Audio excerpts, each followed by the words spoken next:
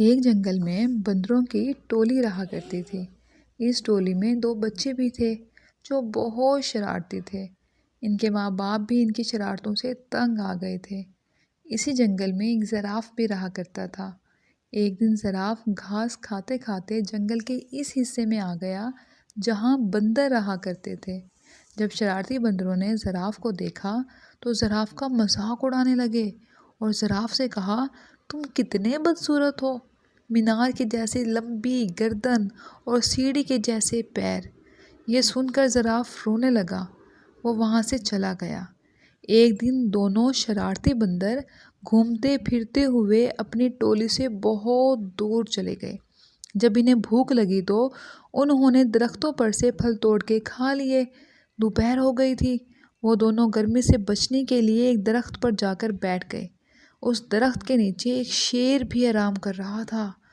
بندر ارد گرد کے منظر میں ایسا کھوئے انہیں شیر کا پتہ ہی نہ چلا۔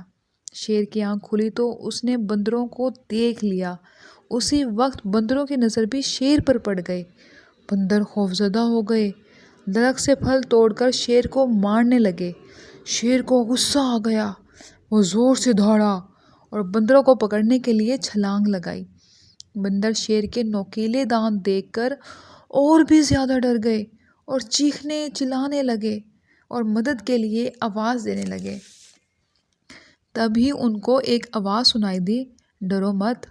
انہوں نے دیکھا وہی زراف جس کا انہوں نے مذاق اڑایا تھا اپنی لمبی گردن کے ساتھ کھڑا تھا۔ زراف نے کہا، دیر مت کرو، جلدی سے میری گردن پکڑ کر میری پیٹھ پر بیٹھ جاؤ ورنہ شیر ہم تینوں کو کھا جائے گا۔ بندر ڈرتے ہوئے زراف کی پیٹھ پر سوار ہو گئے۔ زراف تیزی کے ساتھ وہاں سے بھاگا۔ شیر بھی ان کے پیچھے دوڑا، لیکن زراف جلد ہی اپنی لمبی ٹانگوں کی مدد سے شیر کی پہنچ سے بہت دور چلا گیا۔ جب بندر اپنی ٹولی کے پاس پہنچے تو چھلانگ لگا کر نیچے اتر گئے اور زراف سے معافی مانگی کہ آج زراف کی اسی لمبی گردن اور ٹانگوں کی مدد سے وہ شیر سے بچ گئے جس کا وہ مذاق اڑا رہے تھے۔ انہوں نے اپنے ماں باپ اور زراف سے وعدہ کیا کہ وہ کبھی بھی کسی کا مذاق نہیں اڑائیں گے۔ پھر وہ ہمیشہ کے لیے اچھے دوست بن گئے اور مل جل کر رہنے لگے۔